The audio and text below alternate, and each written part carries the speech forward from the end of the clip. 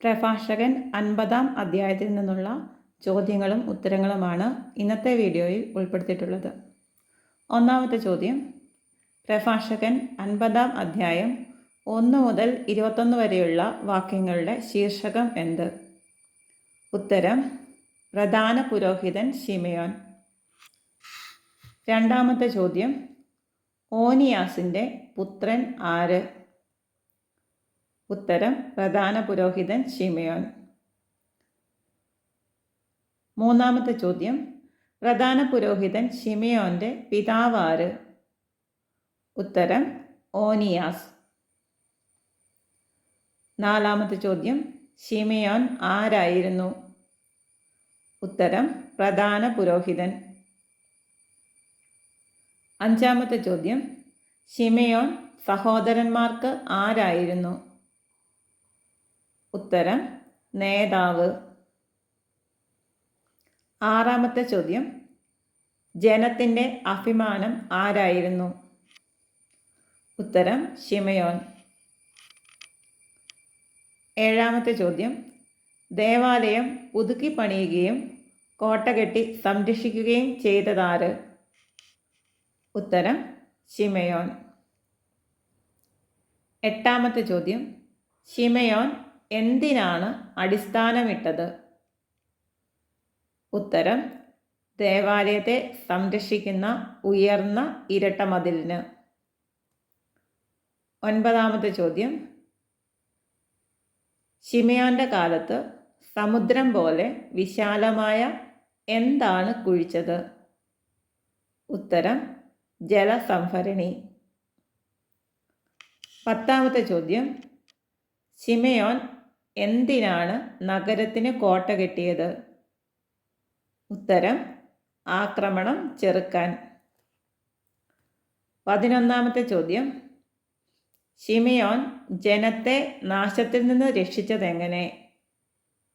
ഉത്തരം: ആക്രമണം ചെറുക്കാൻ നഗരത്തിന് കോട്ട കെട്ടി. 12ാമത്തെ ചോദ്യം, ശ്രീകോവിലിന് പുറത്തു വരുന്ന ശിമെയോനെ പൊതിയുന്നത് ആര്? ഉത്തരം: ജനം. 13ാമത്തെ ചോദ്യം, എവിടെ നിന്ന് പുറത്തു വരുന്ന ശിമെയോനെ ജനം പൊതിയുമ്പോഴാണ് അവൻ മഹത്വപൂർണനാകുന്നത്? ഉത്തരം: ശ്രീകോവിലിൽ നിന്ന്. 14ാമത്തെ ചോദ്യം, ശ്രീകോവിലിന് പുറത്തു വരുന്ന ശിമെയോനെ ജനം പൊതിയുമ്പോൾ എന്തു സംഭവിക്കും? ഉത്തരം: അവൻ മഹത്വപൂർണനാകും. 15ാമത്തെ ചോദ്യം, ശിമെയോൻ മേഘങ്ങൾക്കിടയിൽ പ്രശോഭിച്ചത് എങ്ങനെ? ഉത്തരം: പ്രഭാത താരം പോലെ.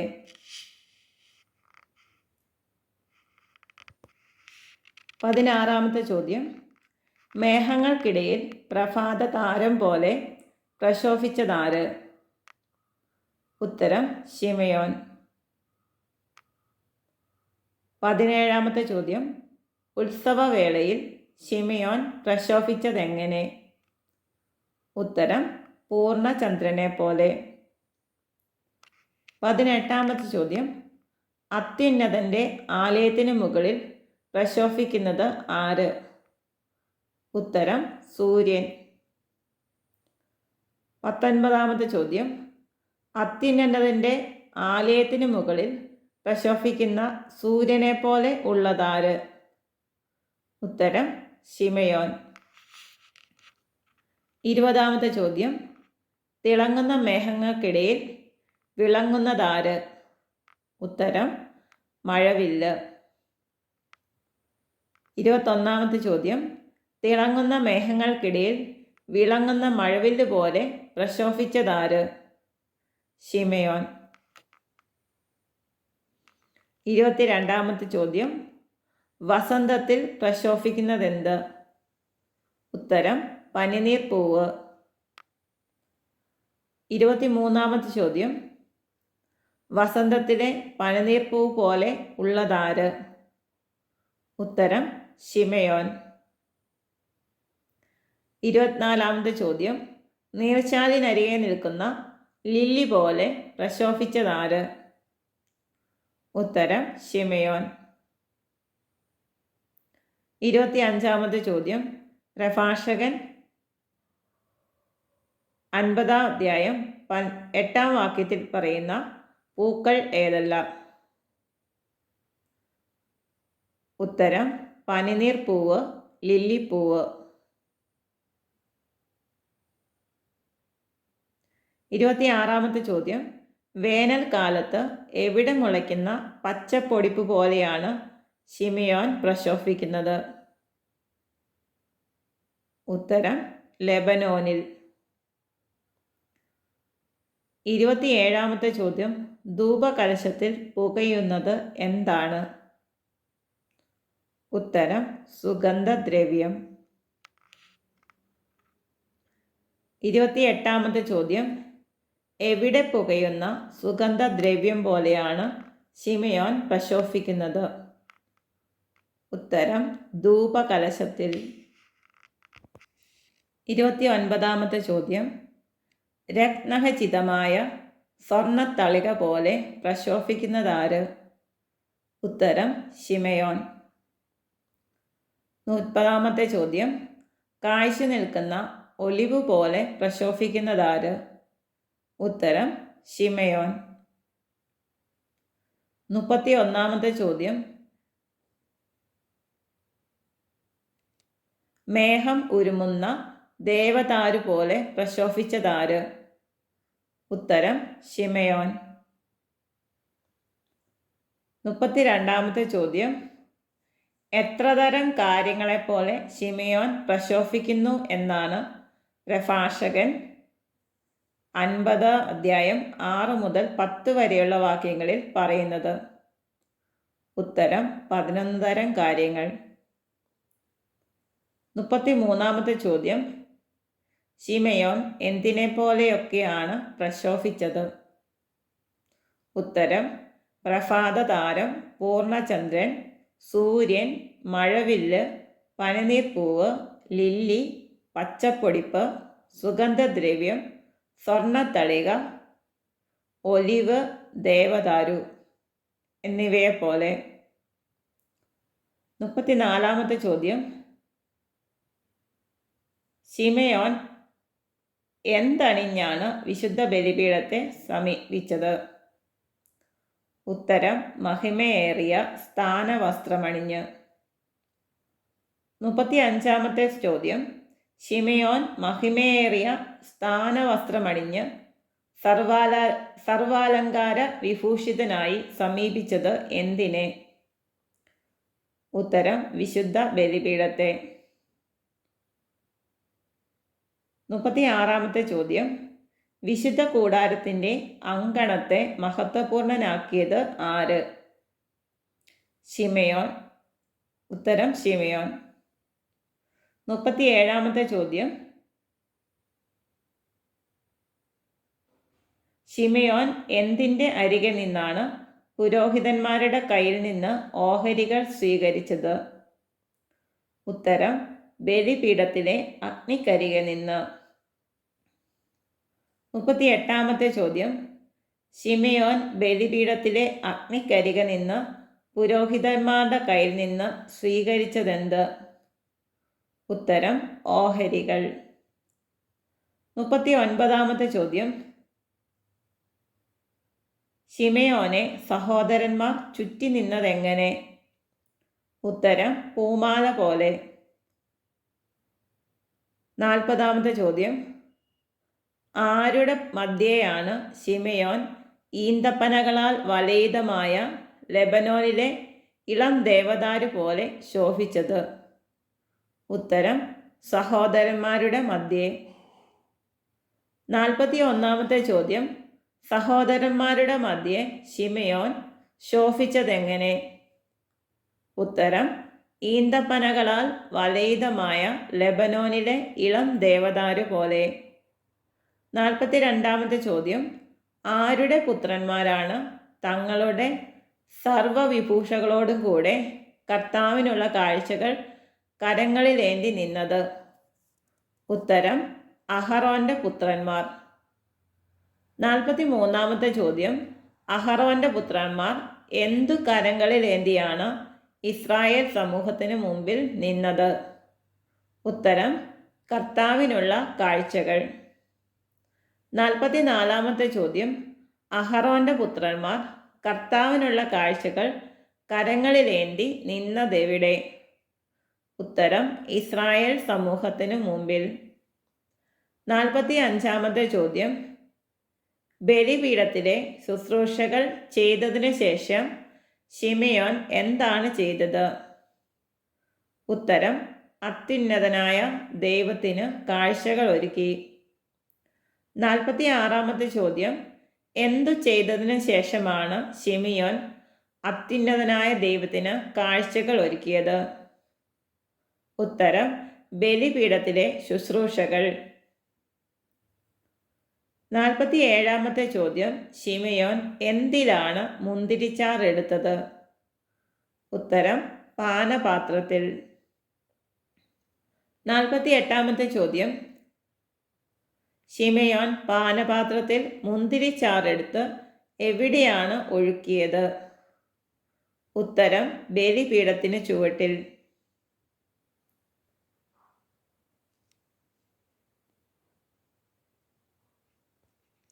49 ചോദ്യം, ശിമെയോൻ പാനപാത്രത്തിൽ മുന്തിരിച്ചാറെടുത്ത് എന്തായിട്ടാണ് ബലിപീഠത്തിന് ചുവട്ടിൽ ഒഴുക്കിയത്? ഉത്തരം, നൈവേദ്യവും സർവാധിരാജനായ അത്യുന്നതനും പ്രീതികരവുമായ പരിമളവുമായി.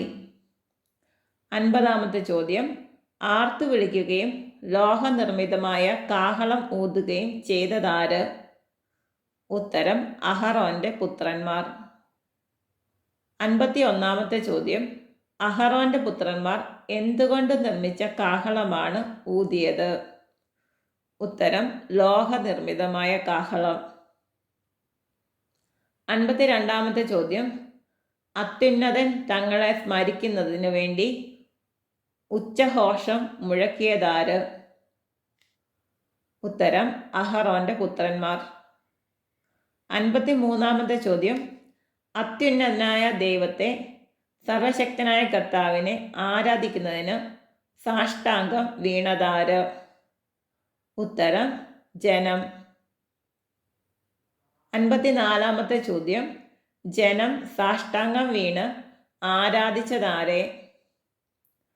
ഉത്തരം, അത്യുന്നതനായ ദൈവത്തെ, സർവശക്തനായ കർത്താവിനെ. 55 ചോദ്യം, ദൈവത്തെ ശ്രുതിമധുരമായി സ്തുതിച്ചു പാടിയതാര്? ഉത്തരം, ഗായകർ.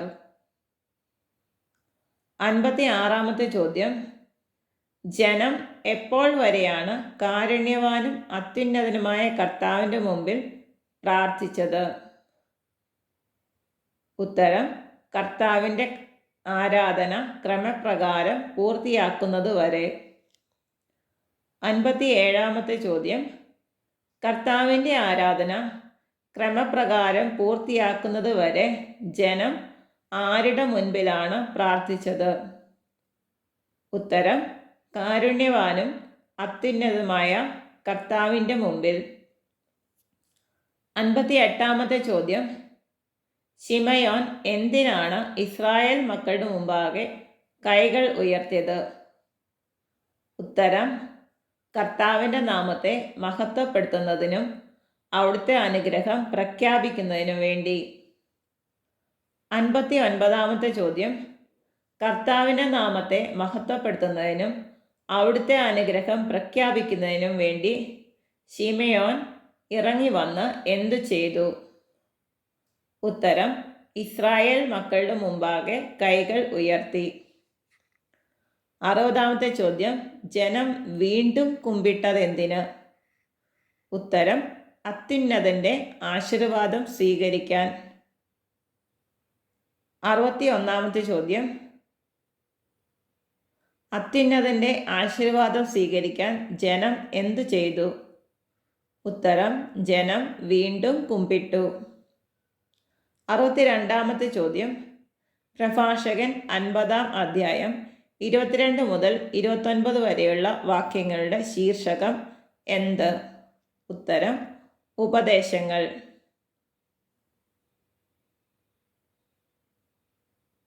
63-ാമത്തെ ചോദ്യം, എല്ലായിടത്തും എന്തു ചെയ്യുന്ന സകലത്തിൻ്റെയും ദൈവത്തെ വാഴ്ത്തുക എന്നാണ് പ്രഭാഷകൻ 50:22 പറയുന്നത്.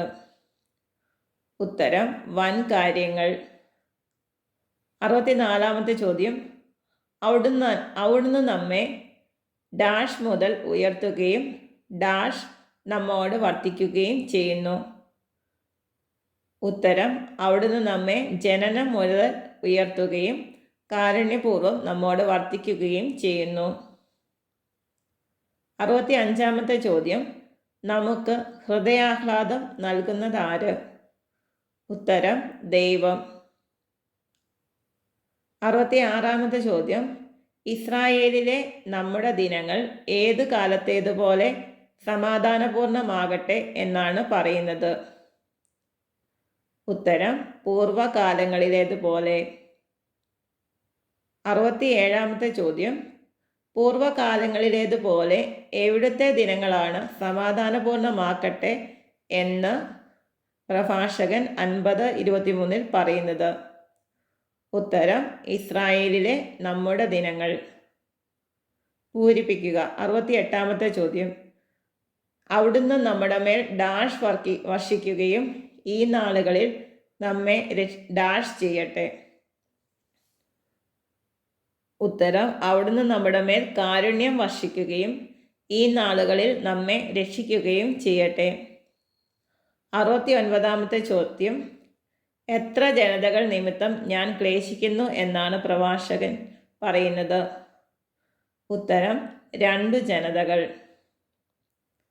70-ാമത്തെ ചോദ്യം, 2 ജനതകൾ നിമിത്തം ഞാൻ ക്ലേശിക്കുന്നു, മൂന്നാമത്തേത് ജനതയേ ഇല്ല, ഇവിടെ പറയുന്ന ജനതകൾ ആരെല്ലാം? ഉത്തരം സെയിർ മലയിൽ വസിക്കുന്നവരും ഫിലിസ്ത്യരും ഷെക്കെമിലെ മൂഢജനതയും.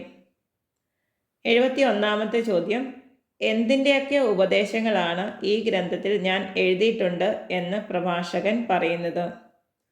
ഉത്തരം വിജ്ഞാനത്തിൻ്റെയും വിവേകത്തിൻ്റെയും. 72-ാമത്തെ ചോദ്യം, എലെയാസറിൻ്റെ ദേശം ഏത്? ഉത്തരം ജെറുസലേം. 73-ാമത്തെ ചോദ്യം, എലെയാസറിൻ്റെ മകൻ ആര്? ഉത്തരം സിറാക്ക്. 74-ാമത്തെ ചോദ്യം, പ്രഭാഷക ഗ്രന്ഥം എഴുതിയതാര്? ഉത്തരം സിറാക്കിൻ്റെ പുത്രൻ യേശു. 75-ാമത്തെ ചോദ്യം, സിറാക്കിൻ്റെ പുത്രൻ ആര്? ഉത്തരം യേശു.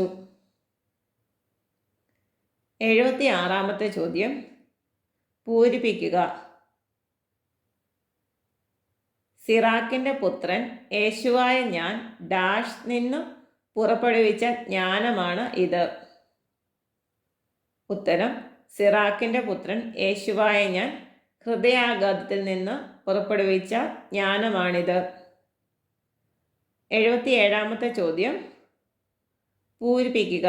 ഇക്കാര്യങ്ങളെപ്പറ്റി ചിന്തിക്കുന്നവൻ ഡാഷ്, അവയെ ഡാഷ് പ്രതിഷ്ഠിക്കുന്നവൻ ജ്ഞാനിയാകും. ഉത്തരം ഇക്കാര്യങ്ങളെപ്പറ്റി ചിന്തിക്കുന്നവൻ അനുഗ്രഹീതൻ, അവയെ ഹൃദയത്തിൽ പ്രതിഷ്ഠിക്കുന്നവൻ ജ്ഞാനിയാകും. 78-ാമത്തെ ചോദ്യം, വിജ്ഞാനത്തിൻ്റെയും വിവേകത്തിൻ്റെയും ഉപദേശങ്ങൾ അനുവർത്തിക്കുന്നവനെ നയിക്കുന്നതാര്? ഉത്തരം കർത്താവിൻ്റെ പ്രകാശം. 79-ാമത്തെ ചോദ്യം, ആരാണ് എല്ലാറ്റിനും കഴിവുള്ളവനാകുന്നത്? ഉത്തരം വിജ്ഞാനത്തിൻ്റെയും വിവേകത്തിൻ്റെയും ഉപദേശങ്ങൾ അനുവർത്തിക്കുന്നവൻ. 80-ാമത്തെ ചോദ്യം, പ്രഭാഷകൻ 50-ാം അധ്യായത്തിൽ എത്ര വാക്യങ്ങൾ ഉണ്ട്? ഉത്തരം 29.